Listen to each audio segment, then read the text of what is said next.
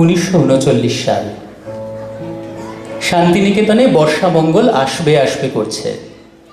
সেবার ভার পড়েছিল শৈলজারঞ্জন মজুমদারের ওপর।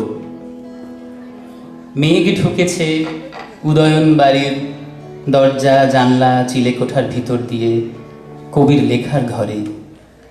এমন মেঘে জর্জর দিনে লিখতে বসেই চোখ পড়ল টেবিলে পড়ে থাকা একটা চিরকুটের ওপর। তৎক্ষণাৎ তলব বনমালীকে ধমক দিয়ে বললেন, তুই যাকে তাকে এখানে আসতে দিস কেন? আমার বুঝি অন্য কাজ নেই আর তোর জন্য কি আমাকে শেষ পর্যন্ত ফরমায়েশি লেখা লিখতে হবে? উত্তরে রা কাটে না বনমালী, শুধু মুচকি হাসে।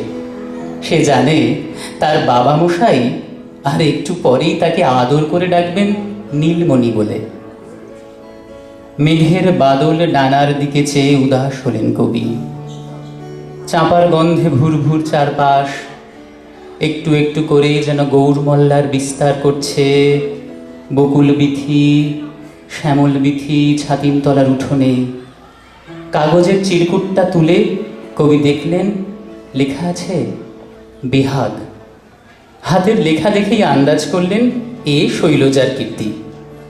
অনতি পরেই তার কলম থেকে চরণ পেল বেহাগী গাঁথা সেবারের বর্ষামঙ্গলের নতুন গান, আজি তোমায় আবার চাই শোনাবারে।